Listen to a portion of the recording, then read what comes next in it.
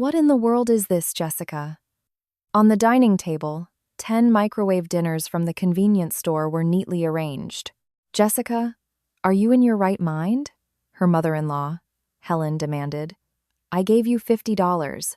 The meals were $5 each. I bought 10. Today was the birthday of the younger daughter-in-law, Sarah. Earlier that morning, Helen had tucked a single bill into the pocket of Jessica's apron. Go get the groceries, and whatever's left is for you. It was a crisp, $50 bill.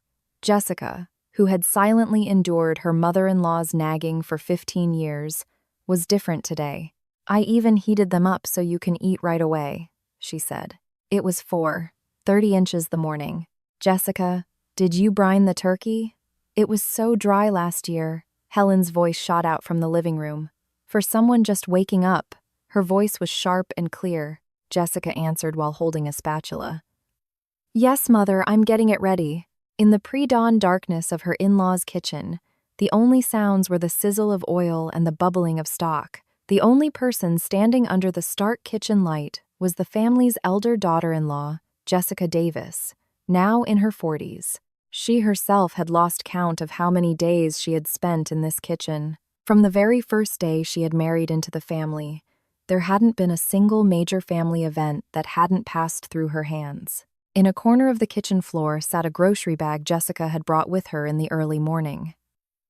It contained the fresh sage she'd scouted the night before and the organic potatoes that were only delivered at dawn. It was because her mother-in-law, Helen, always said, like a mantra, that holiday food must be made with the best ingredients. Those words were the reason for Jessica's pre-dawn trips to the market. Jessica started by peeling the potatoes. The bitter starch seeped under her fingernails, but she paid it no mind. As she prepared the stuffing, pan-fried the green beans, and seasoned the cranberry sauce, the kitchen grew hotter. The sounds of sizzling oil and sautéing vegetables layered on top of each other, and sweat beaded on her forehead. Jessica, did you taste the gravy? It was too bland last year. The voice came from the living room again. Without stopping her work, Jessica replied, Yes, Mother, I've seasoned it. It was quiet for a moment. Then came the sound of footsteps. Helen appeared in the kitchen doorway, craning her neck. Let me see. Why does it look like that? You should have browned the flour more. I'll do it again, Mother, Jessica said. Helen clicked her tongue once and returned to the living room. As Jessica started the gravy over, she felt a spatter of hot oil hit the back of her hand. She shook her hand once and gripped the whisk again. At that moment, a memory surfaced. It was a winter 3 years ago. Jessica had been feeling chills since the morning, a sure sign of a bad flu. The thermometer read 100.4 degrees. She had cautiously made a phone call. Mother, I'm not feeling well today. Would it be all right if I came tomorrow? Helen's voice came back through the receiver. You're going to skip Thanksgiving preparations because you have a little fever? You're the elder daughter-in-law. You have to be here. If you come tomorrow, who's going to do all the work? That was the end of it. Jessica took a fever reducer and headed to her in-laws' house before dawn. She spent the entire day on her feet in the kitchen, cooking. Her head throbbed, but she never again mentioned that she was in pain. From the living room, she could hear snoring.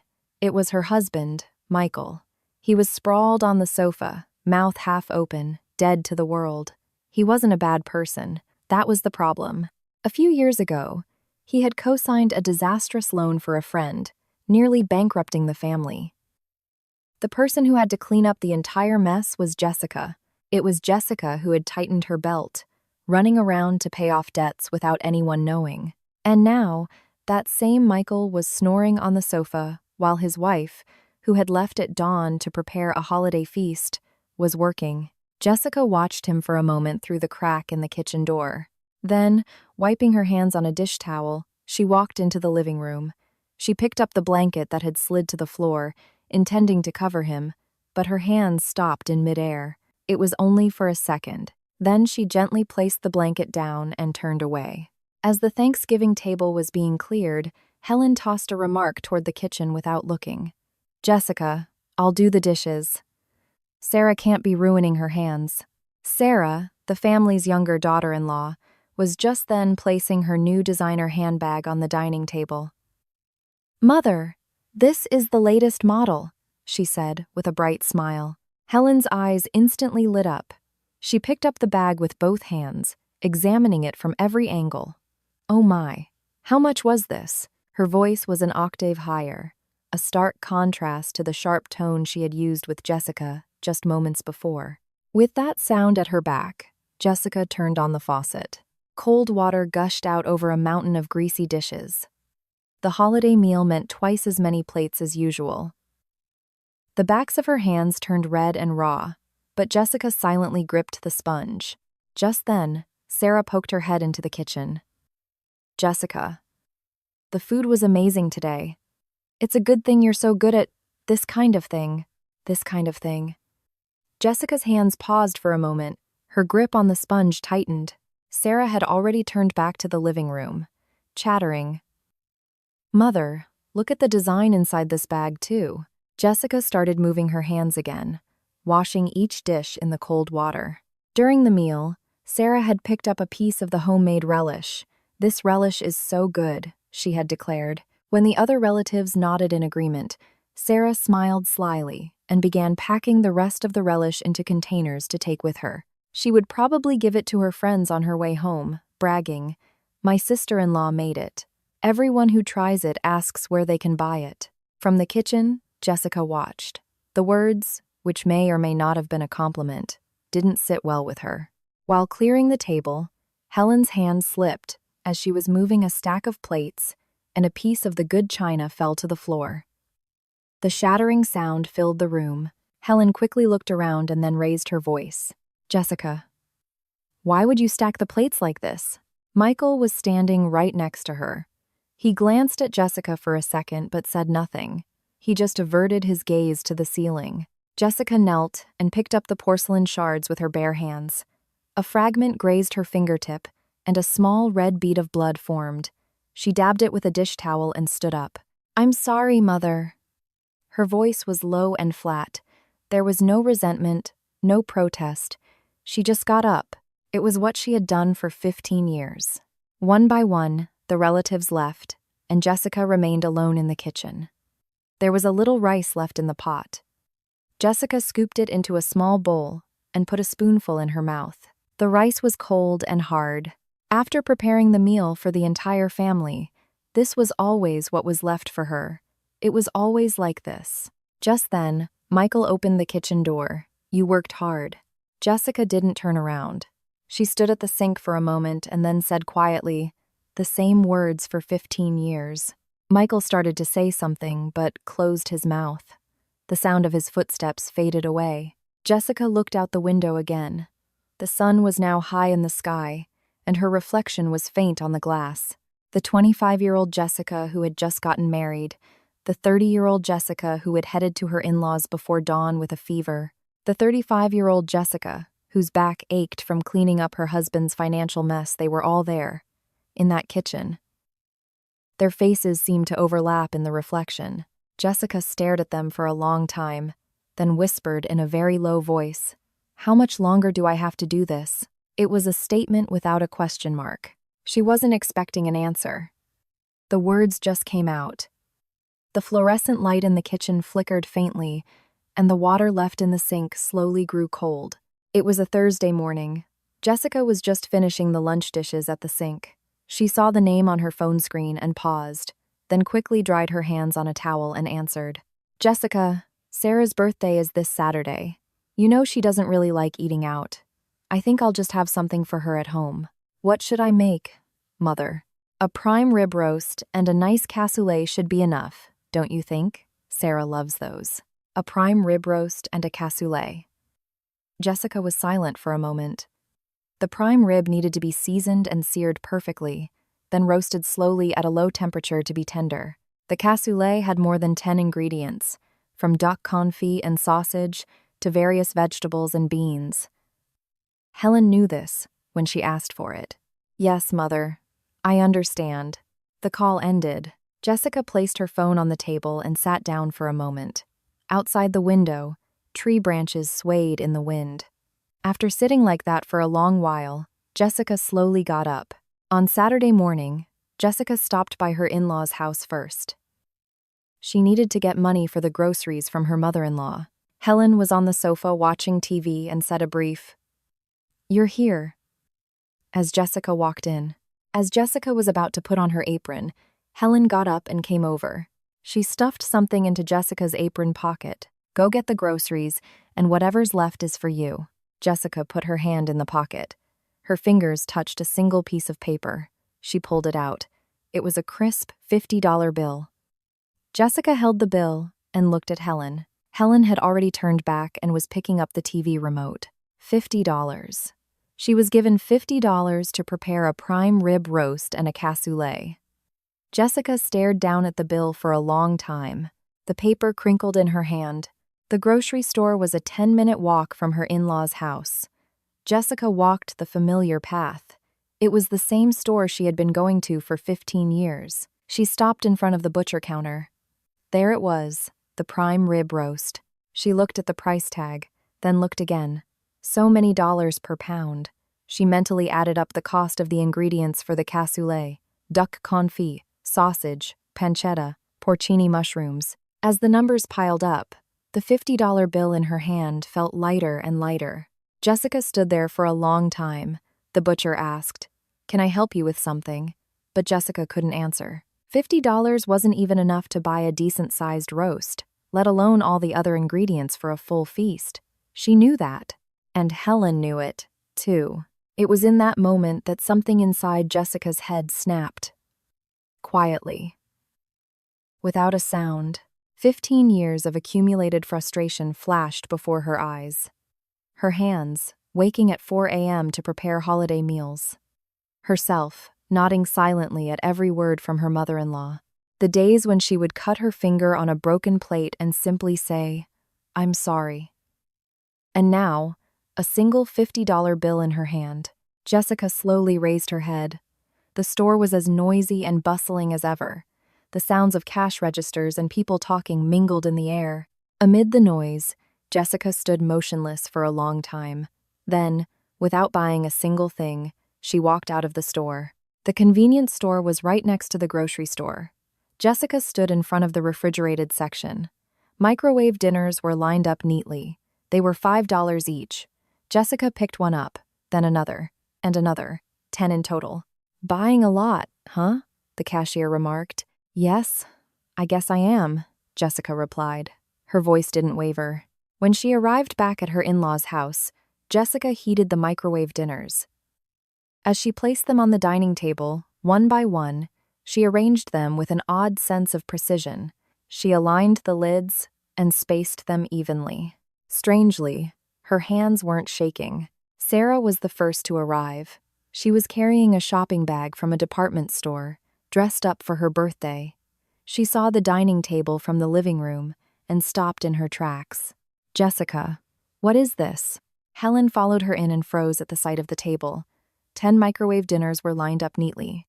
"Jessica, are you playing some kind of joke?" Jessica folded her apron neatly with both hands and said, "You gave me $50, Mother.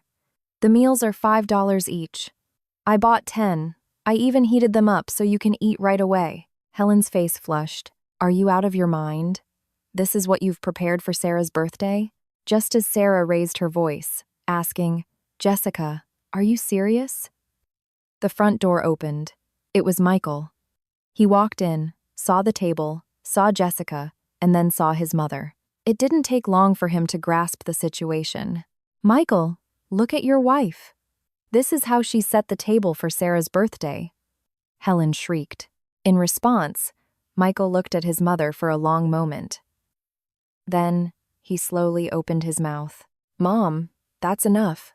His voice was low and short, but the room fell silent. Michael's voice trembled slightly.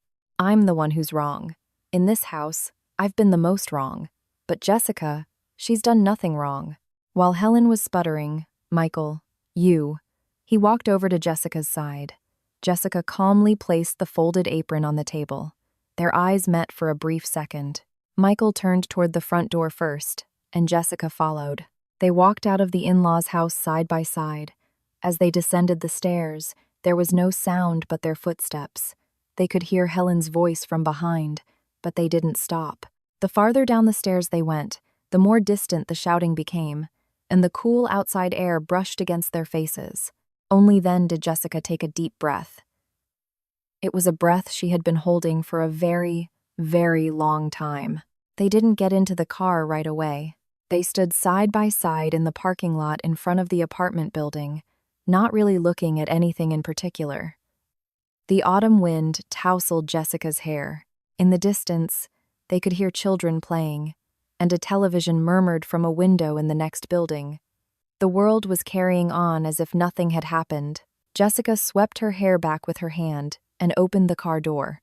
Michael silently got into the driver's seat. There was no sound inside the car. Michael started the engine but didn't drive off immediately. He just rested his hands on the steering wheel, staring at the windshield. Jessica looked out her window.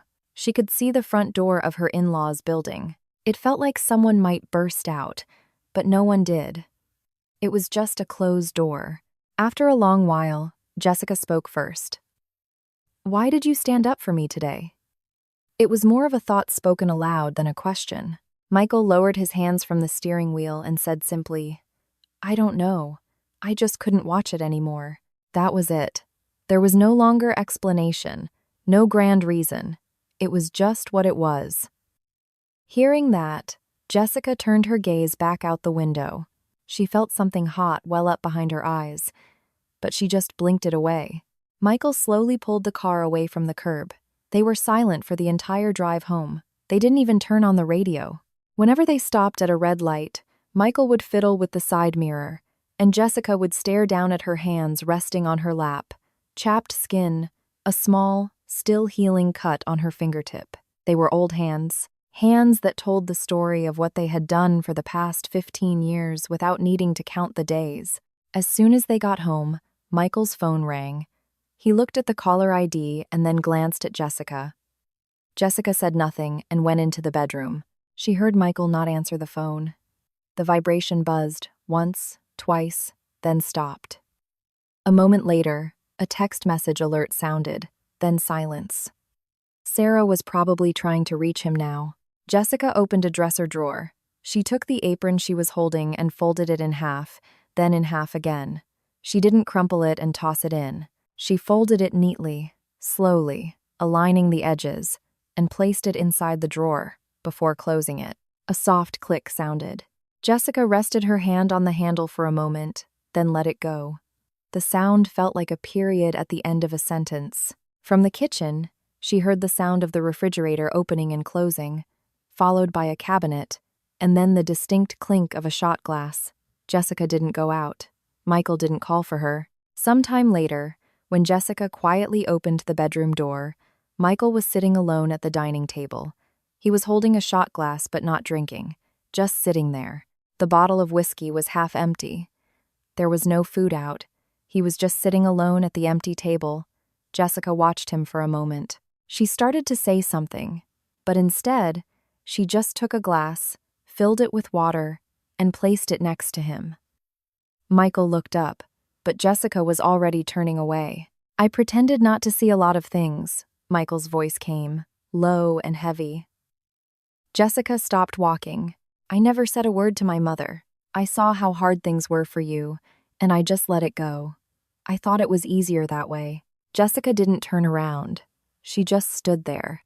"I'm sorry." The room was quiet.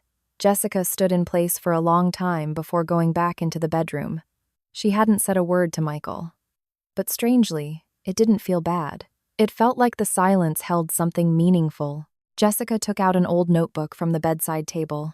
The cover was faded and the corners were frayed. Inside, the pages were filled with dense handwriting. They were recipes, things she had started writing down the year she got married. The precise seasoning ratios for her mother-in-law's favorite dishes, the step-by-step process for the holiday roast that she refined a little each year, the exact batter consistency for the fried fish. Jessica's 15 years were in that notebook.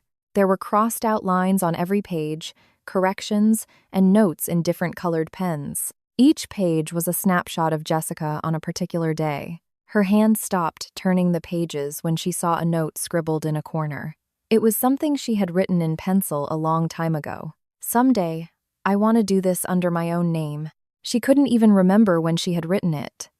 The faded, smudged letters suggested it was from a long time ago. Jessica gently placed her finger on the sentence, then lifted it. She didn't close the notebook. She just let it rest on her lap and looked up at the ceiling. From the kitchen, she heard the sound of Michael washing the shot glass. The faucet turned off, a cabinet closed, and then it was quiet again. The next morning, a call came from her old friend, Michelle. Somehow, news of what had happened had already reached her. "Hey, are you okay?" "Yeah, I'm okay." "Really? Have you eaten?" "I've eaten." There was a moment of silence, and then Michelle blurted out, "You know, I've been wanting to say this for years, but with your skills, if you started a food business, you would be a huge success." "I'm serious." Jessica didn't answer right away. She glanced out the window. "Just think about it," Michelle added. "Okay, I will," Jessica replied briefly. After hanging up, she looked again at the notebook she had taken out the night before.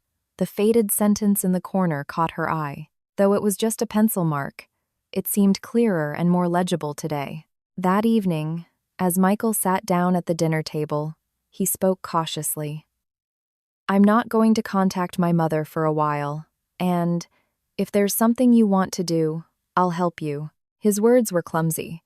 It wasn't a formal declaration or a grand promise. It was just something he said while picking up his spoon. Jessica looked at him for a moment. Then, without a word, she ladled some soup into his bowl. "Thanks," Michael said. "Just eat," Jessica replied. The words were short, but not cold. In fact, it felt like a normal dinner for the first time in a long time. As the two of them ate side by side, the only sound was the quiet clinking of their spoons. Rumors are like embers.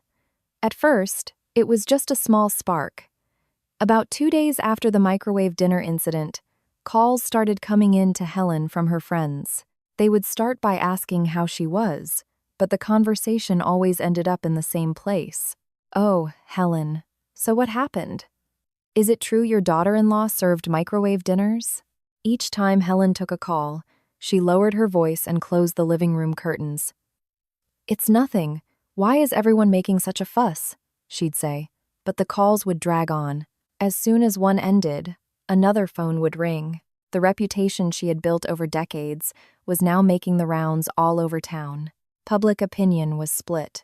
There were those who said that no matter what, the daughter-in-law had gone too far. And there were those who said that for a woman asked to cook a prime rib roast and a cassoulet for $50, she had done the right thing. The problem was, the latter group was surprisingly large. The more calls Helen received, the clearer this became. Sarah called cautiously. "Mother, don't you think it's better to just wait until things quiet down?" "Quiet down? What's there to quiet down about?" "That woman humiliated me." "Mother, to be honest, $50 was a bit low." There was a brief silence on the other end of the line. Helen's voice was low when she replied, "Why are you taking her side?" Sarah didn't say anything more. A call also went to Michael. When his mother's name appeared on the screen, Michael stared at the phone for a moment, and he didn't answer it. The vibration stopped, and a moment later a text alert sounded, but he didn't open that either. This was a first. Michael himself knew that. His hand trembled slightly, but he turned the phone face down on the table. That evening, Helen opened the refrigerator. A few containers of leftovers were scattered inside. There was a container of the relish Jessica had made a few days ago, but when she opened it, it was nearly empty. Helen took out the container, placed it on the table, and picked up a piece with her chopsticks. She chewed in silence. After she finished, she placed the empty container in the sink, her hand pausing for a moment. There was nowhere she could get that taste again. At that moment, Jessica was on the phone with her own mother. "Jessica, I heard the rumors. Are you okay?" "Yes, Mom, I'm fine." "Your voice sounds okay, but are you really okay?" Jessica laughed a little. "Mom, I'm really fine. Actually, I feel a little bit liberated." Her mother was silent for a while. Then she said softly, "Okay, I understand. Just make sure you're eating well." After hanging up, Jessica leaned against the window for a moment. The word liberated had surprised her even as it came out of her mouth. But it wasn't a lie. It was a feeling she hadn't experienced in 15 years. It felt as if a heavy weight had been lifted from her shoulders. It was a weekend morning. Jessica was in the kitchen preparing a simple breakfast when the front door opened. It was Michael. He was holding a grocery bag. Jessica gave him a questioning look, and Michael sheepishly held up the bag. "I did some shopping. Got some of your favorite things." Inside the bag were some of the artisanal cheeses Jessica liked, a loaf of fresh sourdough, and a few persimmons she had once mentioned she enjoyed. As Jessica took the bag, she glanced inside. A crumpled receipt was tucked next to the persimmons. A quick look told her the total was quite high. She could picture Michael, carefully considering each price tag. "Thanks," she said quietly, and began putting the groceries away in the refrigerator. Michael stood behind her, looking like he wanted to say more, but instead, he just pulled out a chair at the table and sat down. Not many words were exchanged between them, but the kitchen didn't feel awkward. In the afternoon, Jessica was walking through the neighborhood with her old friend, Michelle. Michelle pointed towards a small commercial strip. "Look, that spot is empty." In a corner of the small plaza, a vacant space was visible through a glass door. Jessica stopped and peered inside. It wasn't large, but it wasn't too small either. The lighting was good, and the layout seemed suitable for a kitchen in the back. Jessica stared through the glass door for a long time. "What do you think?" Michelle asked from beside her. Jessica didn't answer right away. She just looked a little longer. Her gaze seemed to ignite something that had been dormant for a very long time. She signed the lease 10 days later. It was the same spot Michelle had pointed out. In the meantime, Jessica had gone back 3 more times by herself. Once to see the morning light, once at dusk to see how the western sun hit it, and the last time just to be there, alone and in silence. Each time, she peered through the glass, checked the light, and imagined the layout of the kitchen.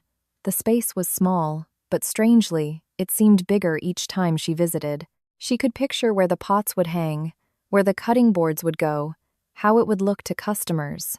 Each time, she came to the same conclusion. This was the place.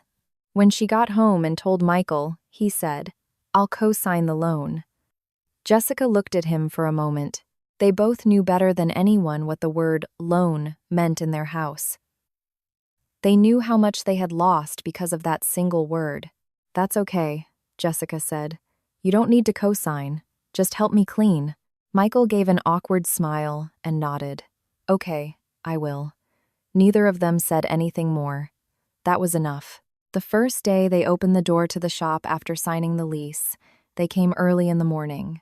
While Michael, in old jeans and sneakers, scrubbed the floors, Jessica measured and remeasured the placement of the kitchen shelves. She held up a tape measure, jotted down numbers, and measured again. She already had a clear picture in her head of where everything should go, but matching it to the actual space required small adjustments. Pots here, cutting boards there, frequently used spices at a height her hand could naturally reach. "Is this right?" Michael would ask, holding a shelf. "A little more to the right," Jessica would reply curtly. Michael would move it, Jessica would check, and they would adjust again. Half the day passed like that. "Can't we just put it up?" "It's a matter of a few inches. A few inches makes a big difference when you're doing it hundreds of times a day." Michael grumbled but lifted the shelf again. Jessica checked with the tape measure. That's it. Her words were short, but for Michael, that was enough. As he secured the shelf, he asked, "Is that everything?" Jessica looked around the kitchen. Sunlight streamed into the back, and the newly cleaned floor gleamed. She stood in front of the sink, arms crossed. For a moment, she didn't say anything, but the corners of her mouth turned up slightly. They went grocery shopping in the afternoon. As Jessica entered the market, she paused for a moment. It was the same market she had frequented for 15 years, the one just past the underpass and around the corner. She knew what was in every stall with her eyes closed, but this time, it felt different. She had always chosen ingredients with her in-laws' tastes in mind, but today, she was choosing things she wanted to make. She picked up beef without hesitation. Her hand was light as she chose seasonal spinach. She selected firm tofu and bought 2 different kinds of anchovies, one for broth and one for sautéing. She chose a large bottle of sesame oil instead of a small one. She had always been frugal at her in-laws, but today, there was no need. "How much is the spinach?" she asked the vendor. "$2.50 a bunch." "I'll take 3 then." Her shopping bag was much heavier than usual, but her steps were lighter. As she left the market, Jessica shifted the bag from her right hand to her left. It was heavy, but it was a good kind of heavy. The soft opening was quiet. There was no sign, no announcement. She just made a few side dishes and offered them to neighbors passing by. A spoonful of seasoned spinach, a piece of braised burdock root, served in small paper cups, spinach salad, sautéed anchovies, and radish kimchi. There was nothing grand or fancy about it. They were just things Jessica had made. An elderly woman passing by stopped and asked, "What's this?" "Just have a taste," Jessica said, handing her a cup. "I'm opening a new shop."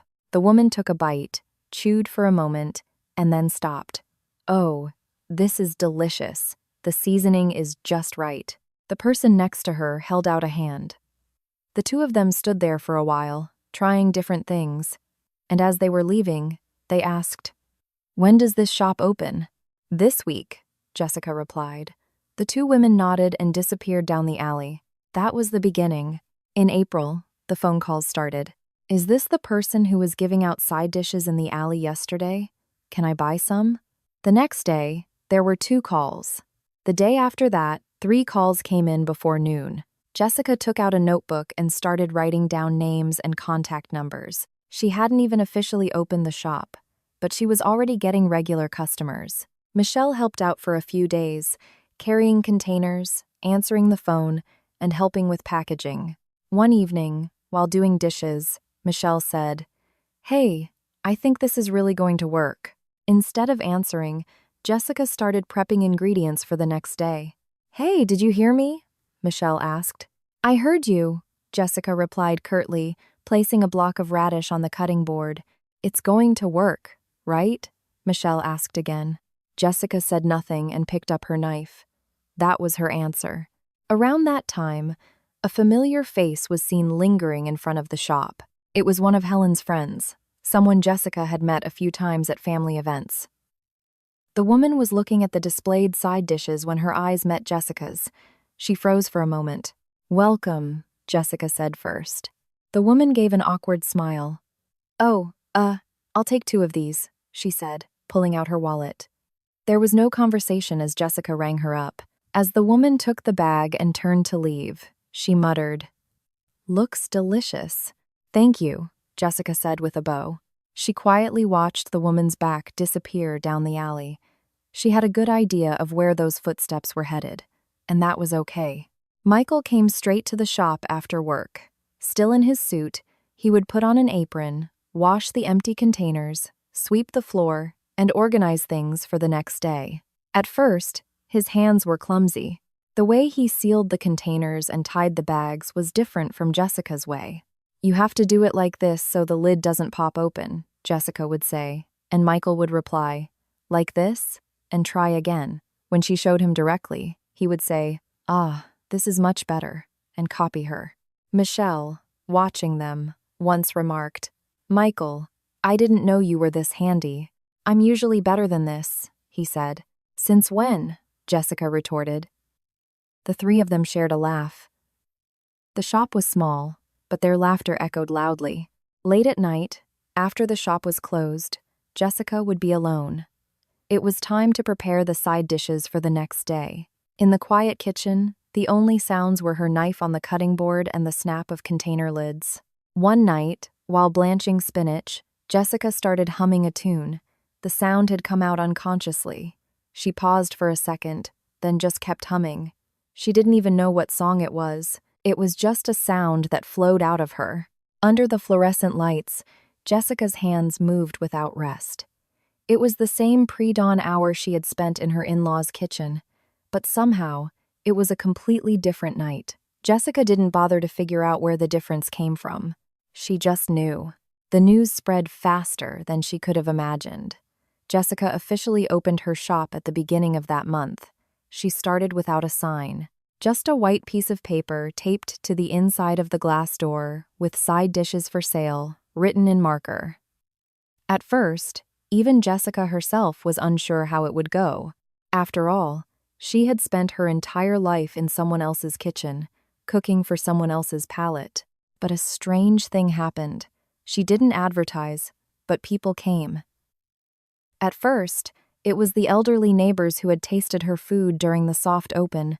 One of them bought a couple of dishes, and the next day, she brought her neighbor. That neighbor then called a friend. The seasoning at that place is just right. It's not too strong. It tastes like home cooking. A few days later, there would be a small line of 3 or 4 people in front of the shop around lunchtime. Every time Jessica saw them, she would count. 1 more than yesterday, then 1 more. It wasn't long before she needed an extra pair of hands. Michelle came every day to help, but as orders increased, the prep time grew longer. Jessica started waking up at 4 a.m. to prepare ingredients. It was the same time she used to get up to prepare holiday meals at her in-laws. But strangely, her body felt lighter. It wasn't that she wasn't tired. It was just a different kind of tired. It was the exhaustion that came from pouring her energy into something of her own. As regulars grew, pre-orders started coming in. "Can you set some aside for me for tomorrow morning?" The calls began. Jessica wrote down names and items in her notebook. 1 page filled up, then 2. One evening, Michelle looked at the notebook and said, "Hey, shouldn't you switch to a reservation system?" Jessica smiled and said, "It's still manageable," but she had already been thinking the same thing. She also thought she would need another notebook soon. Around that time, one of her elderly regulars cautiously asked, "Miss Jessica, could you teach my daughter how to make some of these dishes? She's getting married soon, and she can't cook at all." Jessica thought for a moment and then replied, "I'll give it a try." That was the beginning of her cooking classes. It was nothing grand, just a gathering of 2 or 3 people in the kitchen in the evening after the shop closed, making a couple of dishes together. Jessica would demonstrate. They would follow along, and they would taste and adjust the seasoning. But word of that got out too. The story spread that what they learned actually worked when they tried it at home. The next week, 4 people signed up. The week after that, 6.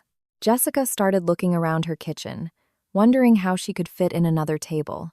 An article appeared in the local paper a little over 2 months after she opened.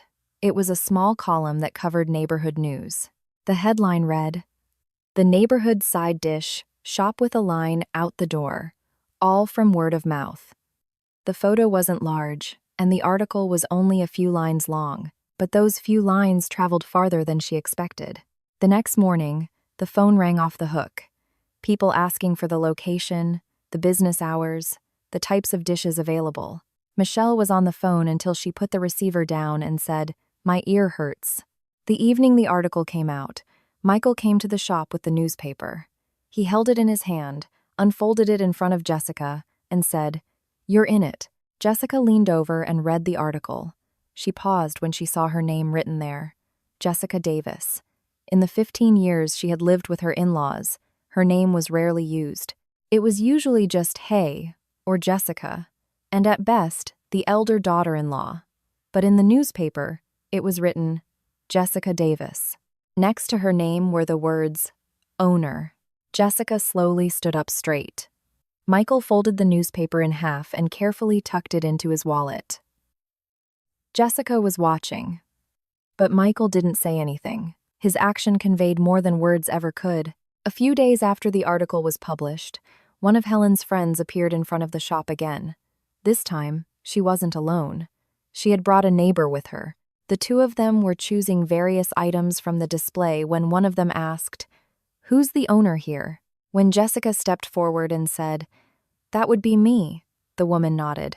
"Ah, you're the one from the newspaper." Helen's friend, who was standing next to her, said nothing. As she paid, her eyes met Jessica's for a second before she quickly looked down. We'll enjoy this, she said quietly as she left. Thank you, Jessica said with a bow. She briefly watched their backs disappear down the alley. She had a good idea of where those footsteps were headed, and that was okay. In fact, she felt calm. It's impossible to know what kind of phone call Helen received that night. All that is known is that late that night, Helen was sitting alone in her living room, looking at the newspaper. It was the article with Jessica's name. She used a magnifying glass to read it over and over. She traced the photo of Jessica in her apron with her fingertip, then pulled her hand away. Then she put the newspaper down on the sofa and slowly stood up. She opened the refrigerator, then closed it without taking anything out. She stood in the kitchen for a long time before turning off the light and going to her room. The empty dining table was left in the darkness. At that moment, Jessica was in her own kitchen, preparing side dishes for the next day. She was seasoning spinach, putting the final touches on the sautéed anchovies, and stacking containers of radish kimchi in the refrigerator. As her hands moved without rest, Jessica's mind was clear. She wasn't thinking about her in-laws, or the past 15 years, or the yellow $50 bill. She was just picturing the dinner tables where these dishes would be served tomorrow. She imagined someone taking a bite and saying, "The seasoning is just right." That was enough. After locking up the shop, Jessica stood for a moment in front of the glass door. There was still no sign, just the white paper with side dishes for sale taped to the inside. Jessica looked at it for a while, then picked up her bag. As she walked, she slowly sounded out a name in her head, Jessica's Kitchen Lab. She didn't say it out loud, just moved her lips slightly. The name didn't feel awkward. In fact, it felt as natural as if it had been there for a long time. The call was unexpected. The caller identified herself as a producer from a local TV station. They had a segment that introduced hidden gems in the neighborhood, and they had received multiple tips about her shop. Would she be interested in being featured? Jessica didn't answer right away. The idea of her face and name being on TV was still unfamiliar. That evening, after closing the shop, she told Michelle about it. "Of course, you have to do it. What are you even thinking about?" "It's free advertising," Michelle exclaimed. Michael just said, "It's your decision," a short and simple response. Their reactions were different, but it was Michael's brief words that Jessica needed to hear. She spent a long time thinking by herself that night. The next morning, she picked up the phone. "I'll do it." The filming took 2 days. The first day, they filmed her making side dishes in the shop. With the camera crew inside, the shop suddenly felt much smaller. The director told her, "Just act natural, as you always do," but acting natural was the hardest thing to do. As Jessica seasoned the spinach, she felt her hands becoming awkward. She was conscious of the camera angle, and even the way she held her knife felt strange. Then, from outside the kitchen doorway, Michelle gave her a thumbs up. Jessica let out a small laugh and went back to work. From then on, it was fine. The second day was the interview. Sitting in a chair in front of the camera, she didn't know what to do with her hands. She placed them on her lap, then fiddled with her apron, then put them back on her lap. The producer said, "You can relax. Just think of it as a conversation," but she felt like she had forgotten how to be relaxed. Still, once the questions started, the words came naturally. "What made you decide to open the shop?" Jessica thought for a moment and then said, "It just felt like it was time. I think I had been waiting a long time." "What does cooking mean to you, Jessica?" Jessica looked down at her own hands resting on her lap. Chapped skin, hands that had worked for a long time. She looked at them for a moment, then raised her head. "I think it was the way I could love myself the most. I didn't know that for a long time, but I know it now." The producer nodded. The only sound was the whirring of the camera. After saying those words, Jessica felt a strange tremor in her chest. It felt like she wasn't talking to someone else, but to her younger self from long ago. The show aired 10 days later. Michael had come home from work early that day and was sitting in front of the TV. Jessica was at the shop. She had turned on a small TV in a corner of the shop to watch. "It's on. It's on." Michelle nudged her with her elbow. On the screen, Jessica was in her apron, seasoning vegetables. It was her, but she looked like a stranger. It felt like she was watching someone else. Then, the interview scene came on, the part where she looked down at her hands and then raised her head.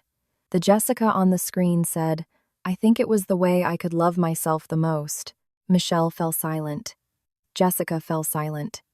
They were watching the screen side by side when Michelle slyly wiped under her eyes with the back of her hand. Jessica pretended not to notice. At home, Michael was watching the same scene.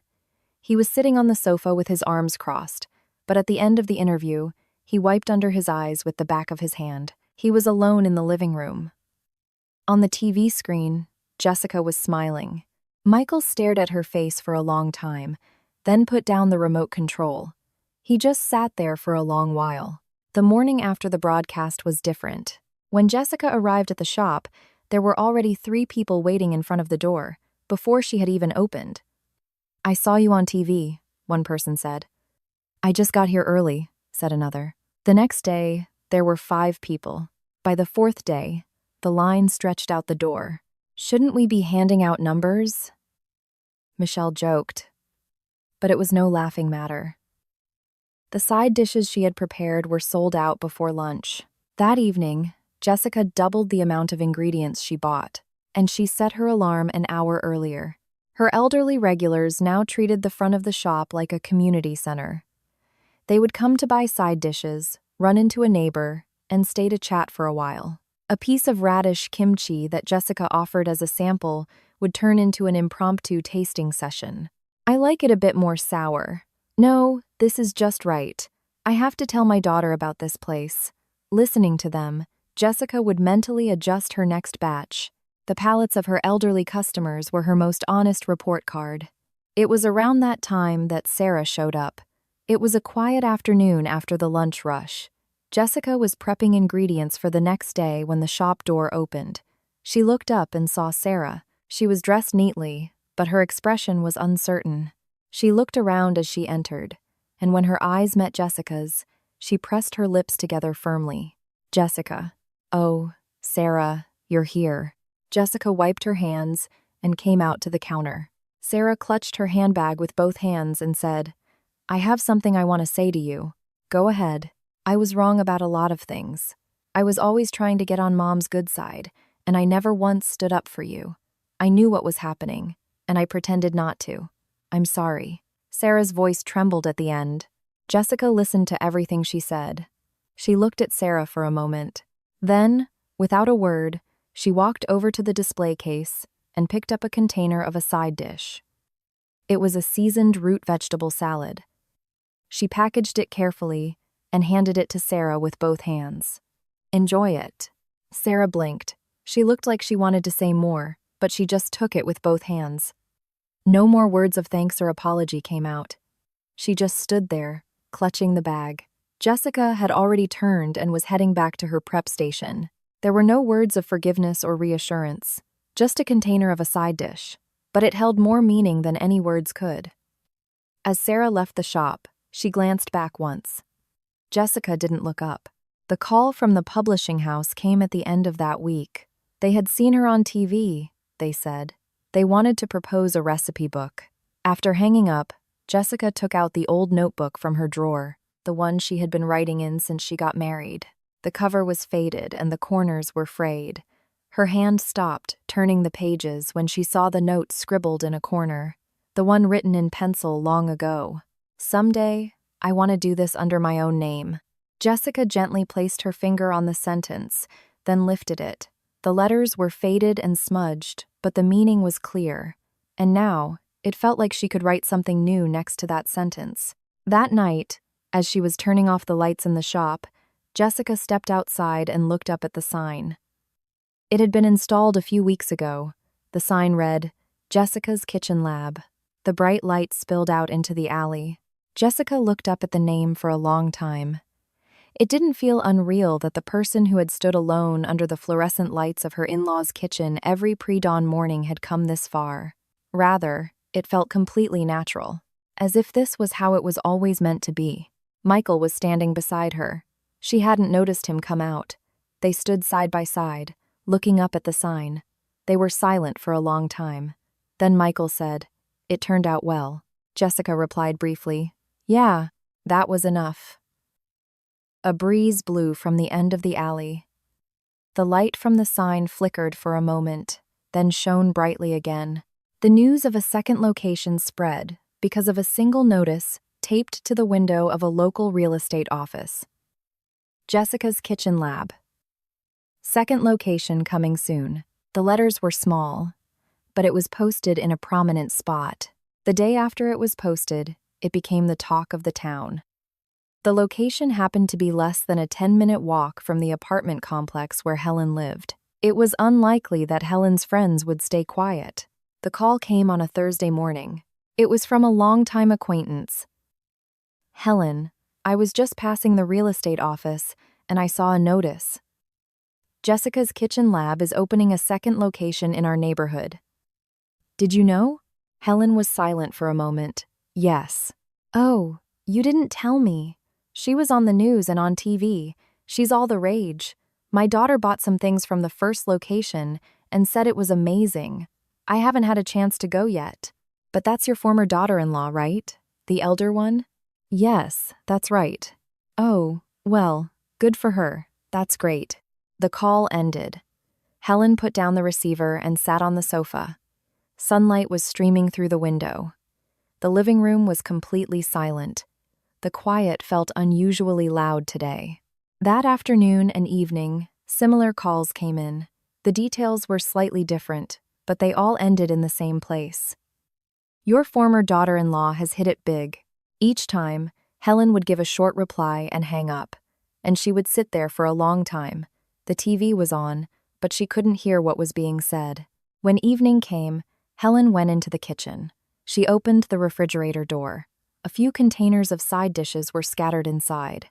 They were from the supermarket. She opened one, then closed it. She opened another, and closed that one too. In the end, she didn't take anything out.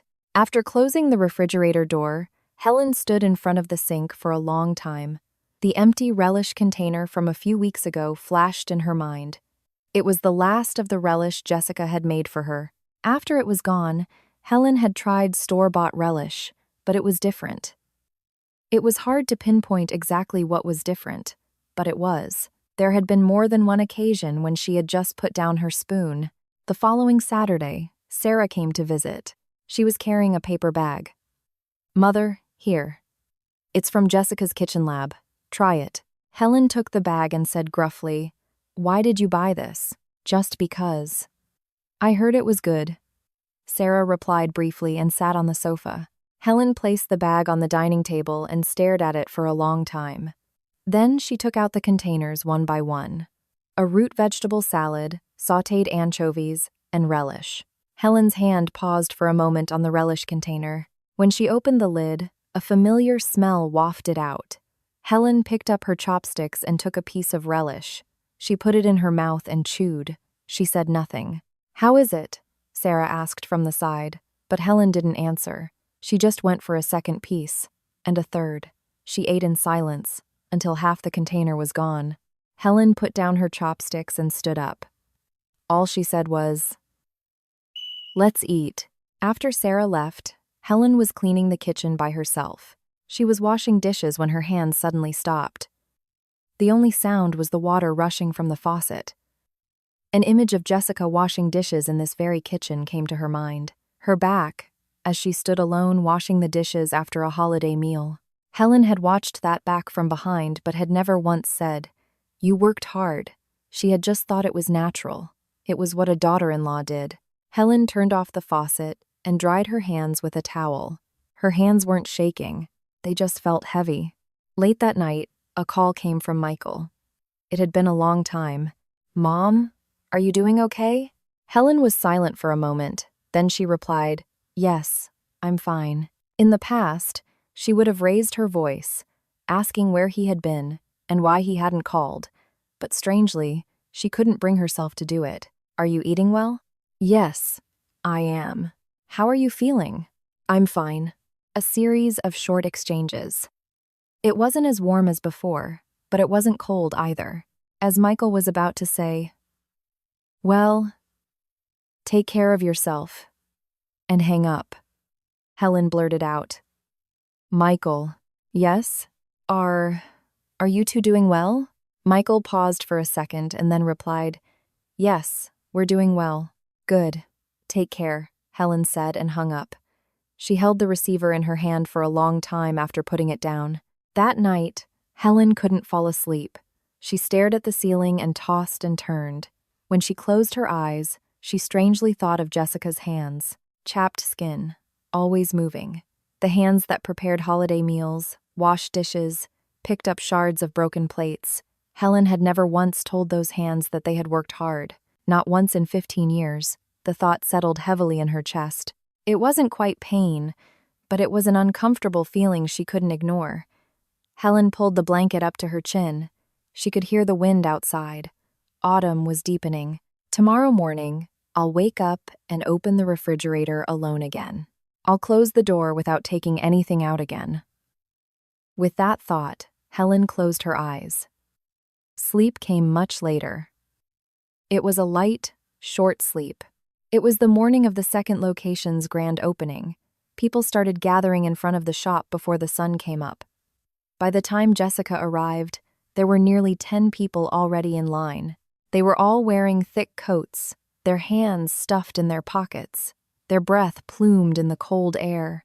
Their faces looked pale under the streetlight. Seeing them, Jessica stopped in her tracks for a moment. The fact that these people were here, at this hour, still felt unreal. Jessica bowed her head once and said, You must be cold. We'll be opening soon. An elderly man at the front of the line smiled and said, It's okay. If you want to be first, you have to be early. When the lights inside the shop turned on, the line grew a little longer. While Michelle arranged the containers inside, Michael was outside handing out numbers. A cold wind blew, but the line didn't get any shorter. In fact, more people gathered when they saw the lights turn on. You've waited a long time. Just a little longer, Michael said as he handed out the numbers. It was the first time he had done this, but he wasn't awkward. He had become a part of this shop. That morning, all sorts of people were in that line. A woman with a shopping basket, an office worker who seemed to have stopped by before work, an elderly person leaning on a cane. But about halfway down the line, there was one person who stood out. They were wearing a hat pulled down low and a mask pulled up to their chin, their heads slightly bowed. They didn't speak to anyone around them and just quietly moved forward as the line inched along. But their posture, their hands, they were somehow familiar. The width of their shoulders, the way they held their hands. When you've lived in the same house for 15 years, you can recognize someone from their back alone. The line was about halfway down when a voice was heard from right next to that person. Oh my, are you Helen? The person in the hat flinched. They slowly raised their head. A longtime acquaintance was standing opposite them, holding a shopping basket. Helen's eyes met hers over the top of her mask. Yes, hello, she said in a low voice. What are you doing here? You came all this way? You're in line, aren't you? This is Jessica's kitchen lab. Isn't this your former daughter-in-law's shop? Helen didn't answer. She just turned her gaze forward. Her acquaintance paused for a moment and then trailed off. It is really good, though. Helen gave a non-committal nod. The line moved forward again. Helen pulled her hat down a little further. Inside the shop, Jessica was packing containers. She was busy. 2 employees were working alongside her, but it was chaotic on the first day of opening. The line is still long, Michelle said. I know, Jessica replied briefly, not stopping her work. That's when she saw a familiar figure through the glass window. Jessica's hands paused for a moment, the back of the person in the hat and mask. Jessica stared at that back for a long time. What's wrong? Michelle asked from beside her. Instead of answering, Jessica called an employee over. The person in the hat, please bring them inside. Give them the first number. The employee asked, Are you sure? It's fine. Just do it, Jessica said. Michelle looked at Jessica. Jessica was already reaching for another container to pack. When Helen entered the shop, Jessica was behind the counter. Their eyes met. The shop was busy. but for that brief moment, it felt as if no other sound could be heard. Helen pulled down her mask. She took off her hat. Her cheeks were red from the cold. She must have been in line since dawn. Her eyes looked a little moist. It was impossible to tell if it was from the cold or something else. Helen tried to take out her wallet. Her hands were shaking.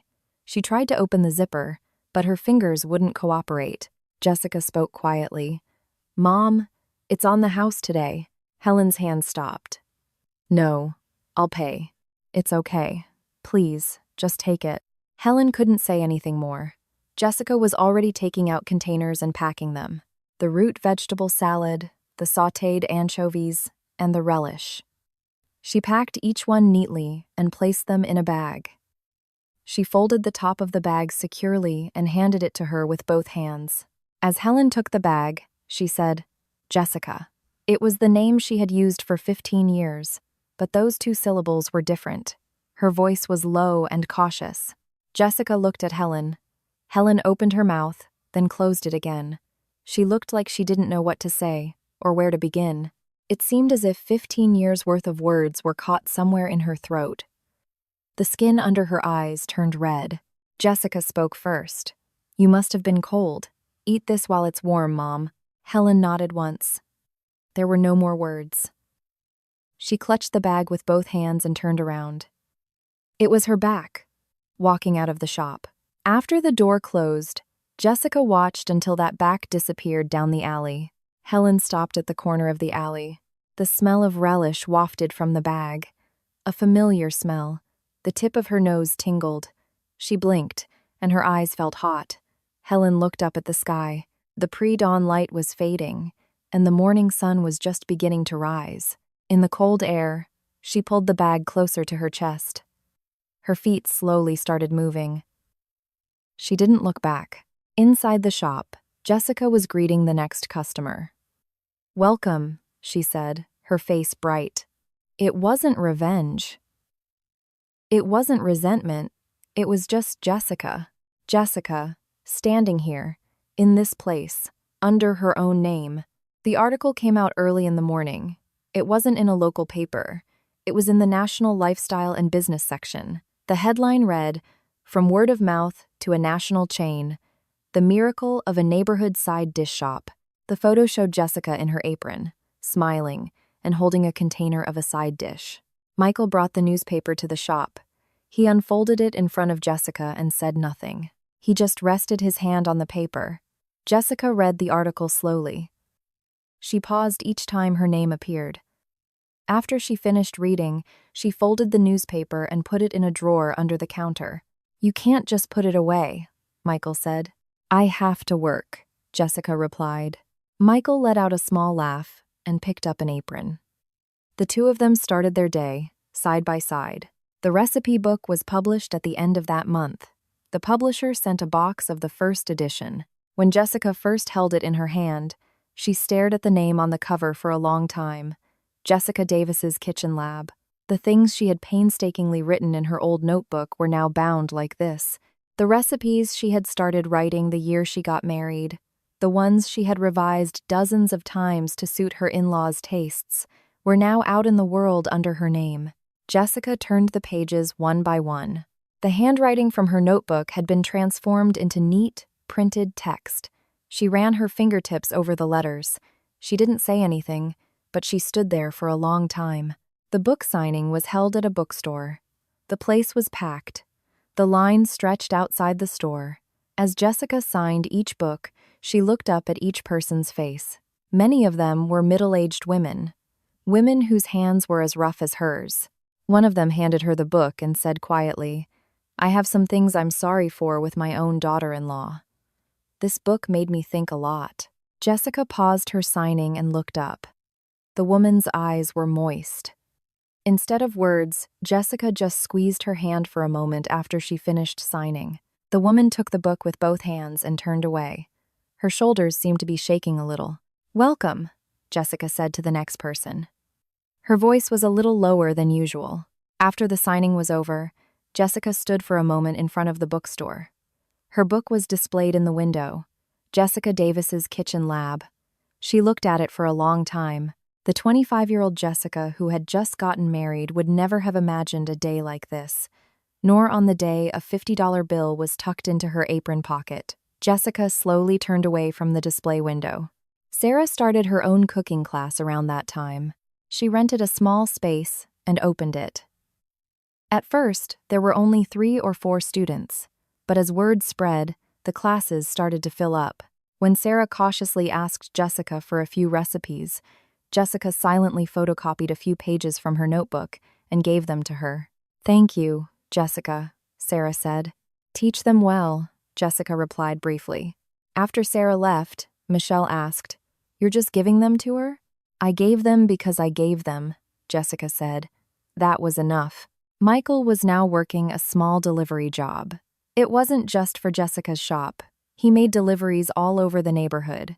It wasn't a prestigious job, but Michael did it diligently. The old Michael would have hesitated because of his pride, but now he was different. After his shift, he would come to the shop. He would put on an apron, wash the empty containers, and sweep the floor. He had been doing it for so long that he was no longer clumsy. The way he tied the bags and stacked the containers was exactly as Jessica had taught him. One evening, Jessica remarked, "You've gotten a lot better." "I've been doing it for a long time," Michael retorted. The two of them organized the containers side by side in the quiet shop. It was a comfortable silence. Helen became a regular customer after the second location opened. At first, it was once a week, but at some point, she started coming at the same time on the same day every week. Each time, she would pick out 3 or 4 side dishes. She would look at them for a long time. She would open the lids to smell them and compare 2 containers side by side. She didn't say much. Jessica didn't say much either.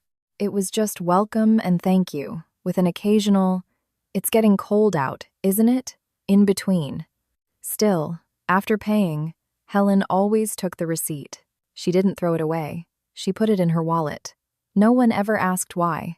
One day, after Helen had left, an employee asked Jessica, "That's the grandmother who comes every week, right?" "Yeah, she's a regular," Jessica replied briefly. "She's so meticulous in her choices.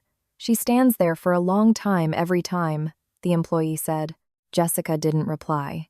She just reached for the next customer's order to pack. That was all. In the pre-dawn hours, Jessica was alone. It was time to prepare the side dishes for the next day. As she washed and prepped ingredients and stood before the stove, she was the only one in the kitchen.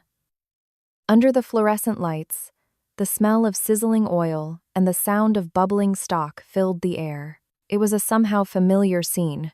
The setup was the same as the pre-dawn hours when she prepared holiday meals in her in-laws' kitchen. The fluorescent lights, the sounds of prep, the early hour. But it was different. Because this was Jessica's kitchen, that one difference changed everything. Jessica tied her apron strings firmly behind her back. They were chapped hands that had worked for a long time. There was no longer a wedding ring on that hand. Instead, there were apron strings. Jessica looked down at her hands once, then went back to work. Just then, there was a sound from the front of the shop. Michael was coming in. It was early, but he was here to prepare for his deliveries. He looked around the shop, saw Jessica, and said, "I'm counting on you again today." Jessica, stirring a pot, replied, "The same words for 15 years. Michael stopped. Jessica turned around. Their eyes met. Jessica smiled first. Then Michael smiled too. The words that had once been delivered with a cold sting now held warmth. They were the same words, but they were completely different. As the shop door opened, a stream of outside air flowed in. The light on the sign turned on. Jessica's Kitchen Lab. Open for another day. The light spread out into the early morning alley. It was the dawn. It was Jessica's dawn. And to Degaro, this dawn belonged to her.